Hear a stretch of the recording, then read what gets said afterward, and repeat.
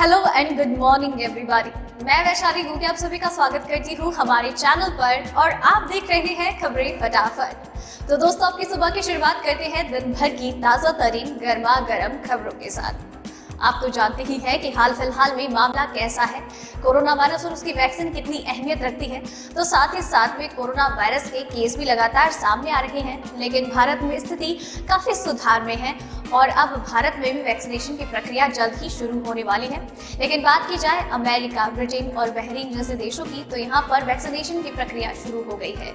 इसके अलावा कृषि कानूनों को लेकर जो आंदोलन हो रहा है उसमें तेजी देखने को मिल रही है। सरकार भी इसका विरोध कर रही है और इसके अलावा भी देश भर में कई सारे राजनीतिकरण चीजें चल रही हैं और देश की सुरक्षा भी काफी अहम हिस्सा है।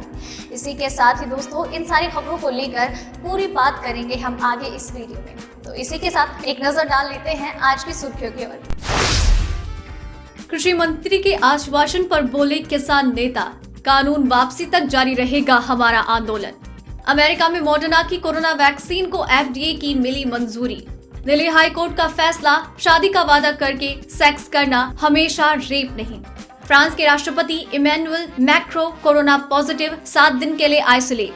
कृषि मंत्री की चिट्ठी के बाद किसान बोले, कानून वापसी आखिरी रास्ता। केजरीवाल ने विधानसभा में कृषि कानूनों की कॉपी फाड़ी, कहा बीजेपी के इलेक्शन फंडिंग का किया गया है जुगाड़। नए साल में बाइक में महंगाई, 1 जनवरी से हीरो मोटोकॉर्प की मोटरसाइकिल्स के दाम बढ़ेंगे। भारत में जल्द लॉन्च हो सकता है 6000 mAh बैटरी वाला पोको M3, ये है वजह। जी हाँ दोस्तों, ऐसे और भी कई खबरें और अपडेट्स हैं जिनके बारे में सबसे सही और सटीक जानकारी हम आपको आगे इस वीडियो में देंगे। तो आप वीडियो के साथ एंड तक बने रहिएगा। इसी के साथ ही आपसे ये भी कहना चाहूंगी कि इस वीडियो को बनाने में मुझे बहुत मेहनत लगती है और आप भी इस मेहनत और प्यार लगन के साथ इस वीडियो को एंड तक देखते हैं। इस बात का हम तहे दिल से शुक्रिया अदा करते हैं। आप अपना ये प्यार और सपोर्ट हमारे साथ यूं ही बरकरार रखिएगा। और इसी के साथ चलिए अब खबरों की ओर बढ़ते हैं और एक एक करके जान लेते हैं इन खबरों के बारे में। देश में कोरोना वायरस से संक्रमित मरीजों की संख्या कम होने लगी है। स्वास्थ्य मंत्रालय की ओर से जारी आंकड़ों के अनुसार पिछले 24 घंटे में कोविड-19 संक्रमण के 24,010 नए मामले सामने आए हैं, जबकि 355 लोगों की मौत हुई है। नए केस सामने आने के बाद देश में अब तक कोरोना संक्रमितों की कुल संख्या 99,56,557 हो गई और अब तक 94,89,740 लोग रिकवर हो गए हैं और 3,22,366 एक्टिव केस हैं। चलिए बढ़ते हैं अगली खबर की ओर।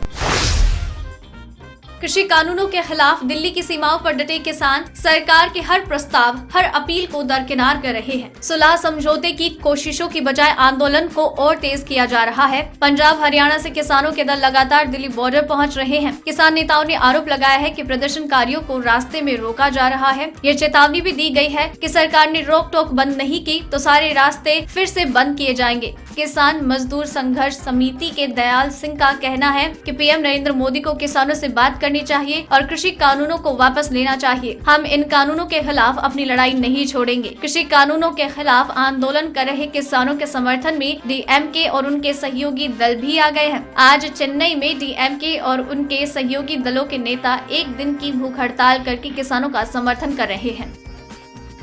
चलिए बढ़ते हैं अगली खबर की ओर। दुनिया भर में कोरोना वायरस के संक्रमण से निपटने की कवायद जारी है। इस महामारी से निजात पाने के लिए वैक्सीन के ट्रायल का दौर चल रहा है। इस बीच अमेरिका के फूड एंड ड्रग एडमिनिस्ट्रेशन के एक पैनल ने मॉडर्ना के कोरोना वायरस वैक्सीन के इमरजेंसी इस्तेमाल को मंजूरी दे दी। पैनल ने इस कोविड से निपटाने के लिए दूसरा विकल्प भी बताया है। कुछ रिपोर्ट्स के अनुसार कमेटी ने 200 के मत के साथ कहा है कि वैक्सीन 18 साल और उससे ज्यादा उम्र के लोगों में कोरोना के जोखिम को कम करने में कारगर है। करीब 1 हफ्ते पहले इसी पैनल ने फाइजर और जर्मन पार्टनर बायोएनटेक की वैक्सीन को हरी झंडी दी थी। बहरहाल मॉडर्ना की कोरोना वैक्सीन के इमरजेंसी इस्तेमाल की मंजूरी मिलने से कोरोना से निपटने का एक और विकल्प मिल गया। नए डेटा में इसे सुरक्षित और कारगर पाया गया। अमेरिका की फूड एंड ड्रग एडमिनिस्ट्रेशन ने बीते दिनों मॉडर्ना वैक्सीन के इमरजेंसी इस्तेमाल को मंजूरी देने के संकेत दिए थे। फाइजर की वैक्सीन के इमरजेंसी इस्तेमाल की मंजूरी पहले ही मिल चुकी है। ब्रिटेन में इसका इस्तेमाल भी शुरू हो गया। वैक्सीन के इमरजेंसी इस्तेमाल की मंजूरी मिलने से अमेरिका में कोरोना से निपटने को लेकर उम्मीद बढ़ गई है। चलिए बढ़ते हैं अगली खबर की ओर। पश्चिम बंगाल के मुख्य सचिव और पुलिस महानिदेशक को दिल्ली तलब किए जाने पर ममता बनर्जी और केंद्र सरकार में रार बरकरार है। इसी बीच केंद्रीय गृह मंत्रालय ने दोबारा समन भेजकर दोनों टॉप ऑफिसर्स को आज शाम 5:30 बजे की मीटिंग में शामिल होने को बुलाया। इसके जवाब में ममता बनर्जी ने कहा कि कोरोना संकट की वजह से एक वीडियो कॉन्फ्रेंसिंग मीटिंग बुलाई गई है जिसमें उनकी उपस्थिति अनिवार्य है और उन्हें नहीं भेजा जा सकता है। हालांकि इस पर MHA की तरफ से कोई जवाब अभी तक नहीं आया। केंद्रीय गृह सचिव ने दोनों ऑफिसर्स को गुरुवार को दोबारा समन भेजा, जब राज्य की मुख्यमंत्री ममता बनर्जी ने ताबड़तोड़ ट्वीट कर केंद्र सरकार पर संघीय ढांचा को तोड़ने का आरोप लगाया और कहा कि चुनाव से पहले केंद्र की बीजेपी सरकार राज्य में घुसपैठ कर राज्य पर कंट्रोल करना चाहती है। चलिए बढ़ते हैं अगली खबर की ओर।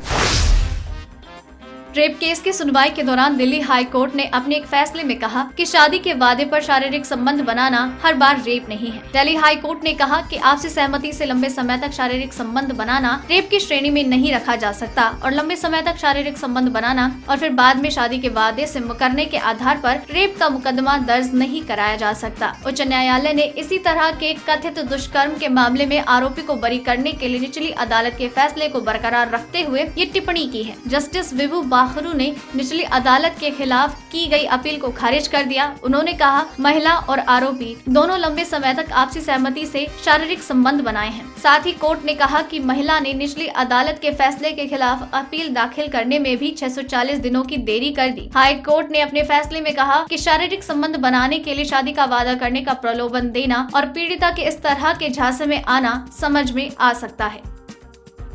चलिए बढ़ते हैं अगली खबर की ओर।